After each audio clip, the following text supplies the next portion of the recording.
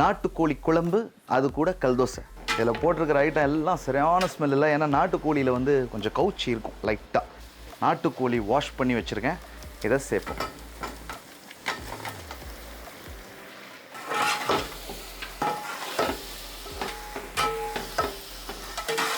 ரெண்டு தோசை,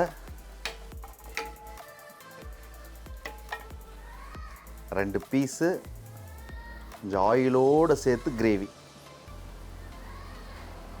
ஆஹா, எப்படி இருக்கும் கொஞ்சம் யோசிச்சு பாருங்கள் மக்களே. நான் உங்கள் ஜப்பார் பாய், நீங்கள் பார்த்துட்டு இருக்கிறது ஃபுட் ஏரியா தமிழ். இன்றைக்கி நம்ம கிச்சனில் என்ன செய்ய போகிறோம்னா நாட்டுக்கோழி குழம்பு, அது கூட கல்தோசை. ஏற்கனவே நீங்கள் நிறைய வீடியோஸ் பார்த்துருப்பீங்க, வித்தியாசமாக செஞ்சோம். இனி யோசிச்சுட்டு இருந்தோம் என்னடா பண்ணலாம், நம்ம கொடுக்குற பார்சல் வந்து அவங்க ஓப்பன் பண்ணும்போது ஒரு குஷி ஆகிடணும் அப்படின்னு யோசித்தேன். ஸோ அதனால தான் இந்த டிஷ்ஷு. இதை ரொம்ப சிம்பிளாகவும் ஈஸியாகவும் செய்ய ஆரம்பிச்சிடலாம்.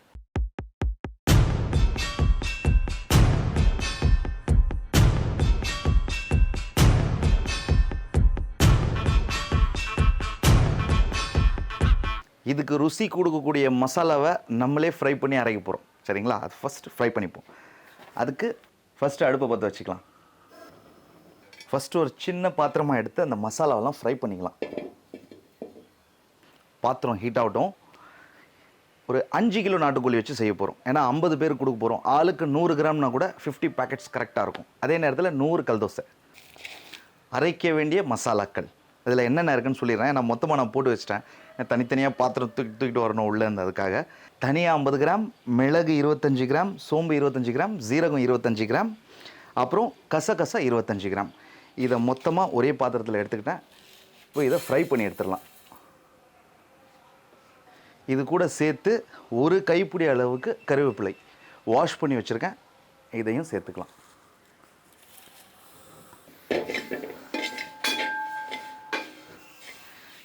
நல்லா முறுமுறுன்னு ஃப்ரை பண்ணிடுவோம். அதே நேரத்தில் தீக்க விட்டுறக்கூடாது. தீஞ்சிருச்சுன்னா அப்புறம் வந்து கசப்பாக இருக்கும். நாட்டுக்கோழி குழம்பு அவ்வளோதான், முடிஞ்சு கதை. அப்புறம்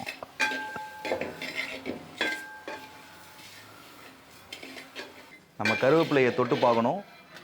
நல்ல மொறுமொறுன்னு ஆயிடுச்சுன்னா எடுத்துடலாம். இன்னும் சாஃப்டாக தான் இருக்குது, அதனால் எடுக்கக்கூடாது. இப்போ இந்த மசாலா ஃபுல்லாகவே அரைச்சி நம்ம 5 கிலோ நாட்டுக்கோழிக்கு போட்டுருவோம் கிரேவிக்கு.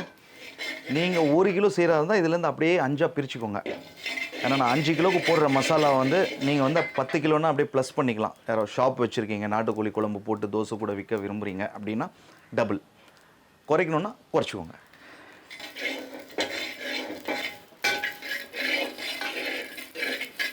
அவ்வளோதான், ஃப்ரை ஆகிடுச்சு. ஒரு 2 நிமிஷத்துக்கு அப்படியே நான் வதக்கிட்டே இருந்தேன். இப்போ இதை அப்படியே எடுத்து அரைக்க கொடுத்துடலாம். இப்போ ஒரு பெரிய பாத்திரத்தை எடுத்து வச்சுக்கலாம். இதில் 2 கிலோ வெங்காயம், 1 கிலோவுக்கு 400 கிராம். ஸோ 5 கிலோவுக்கு 2 கிலோ. இப்போ போட போகிறது எல்லாம் எஸ்பி ஐட்டம்ஸ். ஜாவித்ரி 5 கிராம், பட்டை 5 கிராம், மராட்டி மூக்கு 5 கிராம், ஏலக்காய் 5 கிராம், அன்னாச்சி பழம் பூ 5 கிராம், கிராம்பு 5 கிராம். இன்னொரு ஐட்டம் மறந்துட்டேன், அதையும் போட்டுடலாம். பே லீஃப் ஒரு 5, பிரிஞ்சி இலை. இப்போ கடலெண்ணெய். இதில் 2 லிட்டர் இருக்குது, நம்ம 1 லிட்டர் மட்டும் ஊற்றிக்கலாம். இப்போ இந்த வெங்காயத்தை 75% வேக வைக்கணும். ஒரேடியாக பிரியாணி மாதிரி செவக்கவும் விட்டுறக்கூடாது, அதே நேரத்தில் பாதி வேக்காடும் இருக்கக்கூடாது. நான் எப்படி வதக்குறேன்னு மட்டும் பாருங்கள். ஃப்ளேம் கொஞ்சம் ஹை வச்சுக்கலாம்.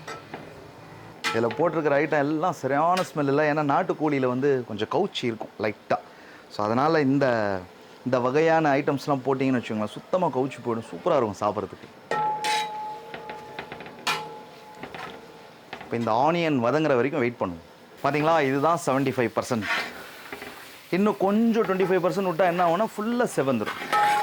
ஸோ இந்த மாதிரி வரும்பொழுது இஞ்சி பூண்டு 100 கிராம் இஞ்சி, 100 கிராம் பூண்டை பேஸ்ட் பண்ணி வச்சுருக்கேன், அதை சேர்த்துடலாம். சேர்த்து ஒரு பெரட்டு. உடனே கொத்தமல்லி ஒரு கட்டு கட் பண்ணி வாஷ் பண்ணி வச்சுருக்கேன், அதை சேர்த்துடலாம்.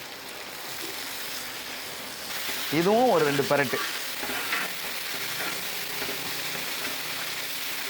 பச்சை மிளகாய் 50 கிராம், அதையும் சேர்த்துடலாம். மஞ்சள் தூள் 25 கிராம், மிளகாய் தூள் 25 கிராம். ஏன்னா நம்ம வந்து அதில் பெப்பர் மிளகு வந்து 25 கிராம் சேர்த்து வறுத்துட்டோம். ஸோ 50 கிராம் டோட்டல் ஆச்சு. 5 கிலோவுக்கு 50 கிராம் காரம் போதுமானது. அப்படி பத்தலைன்னா லாஸ்ட்டில் நம்ம டேஸ்ட் பார்த்து கூட போட்டுக்கலாம்.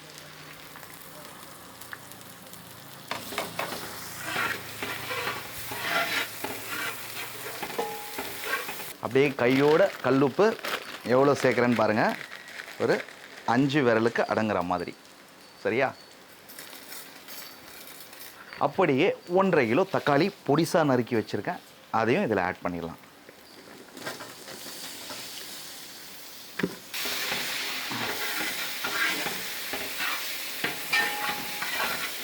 இதை மொத்தமாக ஒரு 5 நிமிஷம் அப்படியே வதக்குவோம். தக்காளிலாம் சாஃப்ட் ஆகட்டும். அதுக்கப்புறம் நம்ம சிக்கன் ஆட் பண்ணிடலாம். சாரி, சிக்கன் இல்லை, நாட்டுக்கோழி ஆட் பண்ணிடலாம்.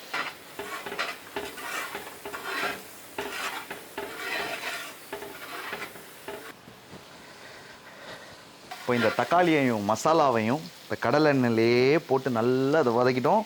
தக்காளியெலாம் நல்லா குழஞ்சு போச்சு. இந்த நேரத்தில்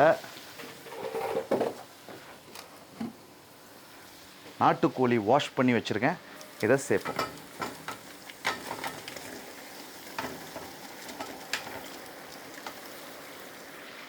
அஞ்சு கிலோ.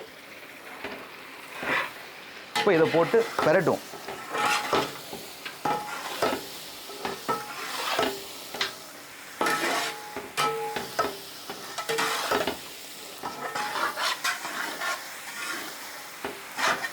இந்த மாதிரி நல்ல மசாலாவில் போட்டு பெரட்டிட்டு 5 லிட்டர் தண்ணியை ஊற்றிட்டு இந்த மாதிரி நல்லா மிக்ஸ் பண்ணிவிட்டு தட்டு போட்டு மூடிடுவோம். மூடிட்டு ஃப்ளேமு ஹை ஃப்ளேம். இப்போ இதை ஹை ஃப்ளேம் வச்சுருக்கோம். 2 நிமிஷத்தில் கொதிக்கும். அதுக்கப்புறம் லோ ஃப்ளேம் வச்சு ஒரு 20 நிமிஷம் விட்டால் போதும், சாஃப்ட் ஆகிடும். ஏன்னா இது வந்து பண்ணை நாட்டுக்கோழி. வளர்ப்பு கோழி வரும் இல்லையா, ஊர் சைடில் வந்து வீட்டில் வளர்ப்பாங்க. அது பார்த்தீங்கன்னா 1 மணி நேரத்துக்கு மேலே ஆகும் வேகிறதுக்கு. அதுக்கு வந்து தண்ணியும் 1 லிட்டர் எக்ஸ்ட்ரா ஊற்றணும். ஏன்னா தண்ணி சுண்டும், அது வேக வேக சுண்டும். ஸோ இதுக்கு இந்த டைமிங் கரெக்டான டைமிங்.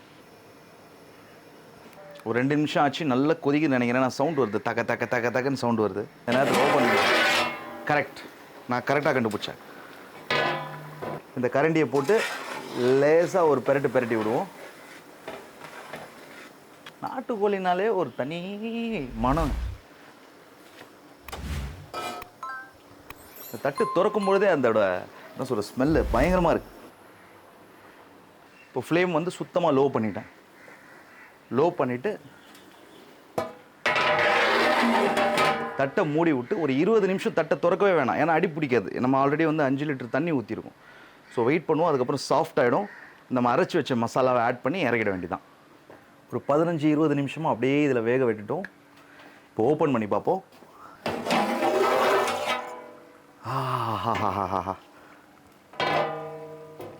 வெந்துருச்சுன்னு நினைக்கிறேன். ஏன்னா ஃப்ளேம் லோவில் வச்சாலே சீக்கிரமாக வேகும். ஒரு பீஸ் எடுத்து செக் பண்ணி பார்ப்போம். பாருங்கள், பீஸாக போகுது. அவ்வளோதான், முடிஞ்சிருச்சு. இப்போது நம்ம அந்த ஸ்டார்டிங்கில் அரைச்சோம் இல்லையா மசாலாஸ், அந்த மசாலாவை ஆட் பண்ணிக்கலாம். அதே நேரத்தில் ஒரு 100 முந்திரி தோசை மாவு மாதிரி நைஸாக அரைச்சி வச்சுருக்கேன். அதையும் ஆட் பண்ணலாம். ஏன்னா கொஞ்சம் டேஸ்ட்டும் கொடுக்கும், கொஞ்சம் திக்னஸும் வரும், அதே நேரத்தில் ஸ்ட்ரென்த்து.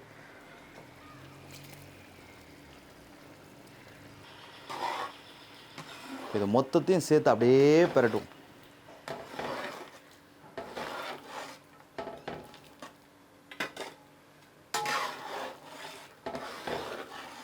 சூப்பராக இருக்குது. ஏற்கனவே வந்து ஸ்மெல்லு பயங்கரமாக இருந்தது. இந்த மசாலாவை ஆட் பண்ணோன்னே இன்னும் ஸ்மெல்லு தூக்குது. கலரும் அப்படியே மாறி போய் எண்ணெய்லாம் வந்து மேலே மிதக்குது பார்த்தீங்களா, அப்படியே அருமையாக இருக்குது. நீங்கள் வந்து கிட்ட பார்த்தீங்கன்னு வச்சுக்கோங்களேன், நாட்டுக்கோழி அப்படியே சாப்பிட்ணும் போல் தோணும். அந்த மாதிரி இருக்குது. இப்போ இது என்ன பண்ணுவோன்னா, ஆல்ரெடி நம்ம அந்த மசாலாஸ்லாம் என்ன பண்ணிட்டோம், ஃப்ரை பண்ணிட்டோம் நல்லா. ஸோ வந்து இதில் வந்து அதிக நேரம் குக் ஆகணும்லாம் அவசியம் கிடையாது. நம்ம இதில் சேர்த்ததுக்கு காரணம் ஒன்று ஃப்ளேவருக்கு, இன்னொன்று திக்கு, கொஞ்சம் டேஸ்ட் கொடுக்குறதுக்கு. சும்மா ஒரு 2 நிமிஷம் இந்த மசாலா இதில் கொதிச்சாலே போதும்.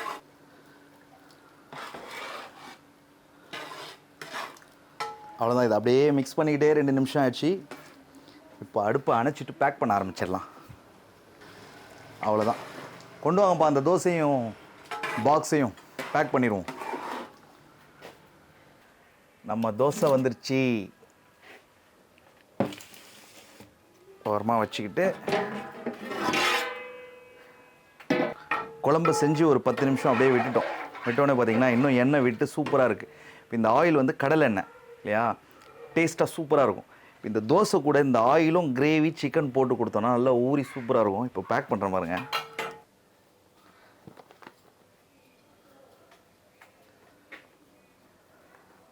ரெண்டு தோசை,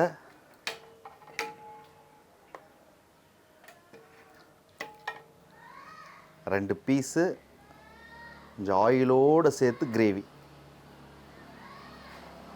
ஆஹா, எப்படி இருக்கும் கொஞ்சம் யோசிச்சு பாருங்கள். வயிறு வலிக்கும்ல, நம்ம நீடிஸ் கொடுக்க போகிறோம், நம்ம மனசார தானே கொடுக்குறோம், அதனால் வயிறு வலிக்காது.